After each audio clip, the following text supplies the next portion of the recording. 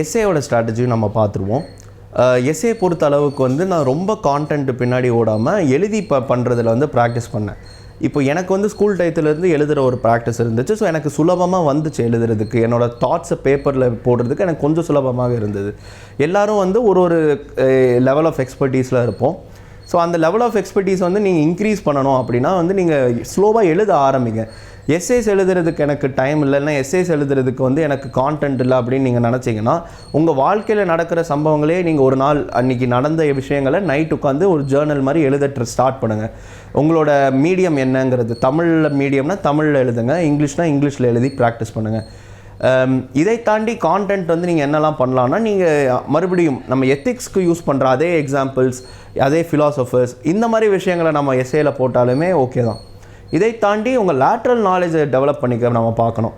இதுக்கு வந்து news papers வந்து மிகவும் யூஸ்ஃபுல்லாக இருக்கும். ஸோ நியூஸ் பேப்பர்ஸ் நல்லா படிங்க. ஸோ அதில் நம்ம எங்கேயாச்சும் ஒரு விஷயம் நம்ம படிச்சிருப்போம், அது வந்து நம்ம எஸ்ஏயில் யூஸ் பண்ணலாம். அதை தாண்டி எக்ஸாம் தாண்டி புத்தகங்கள் படிக்க ஸ்டார்ட் பண்ணுங்கள். தமிழ் புக்ஸ் படிங்க, இங்கிலீஷ் புக்ஸ் படிங்க, எல்லா விதமான புத்தகங்களும் படிங்க. அதில் கிடைக்கிற எல்லா நாலேஜுமே நம்மளோட எஸ்ஏஸில் நம்ம யூஸ் பண்ணலாம்.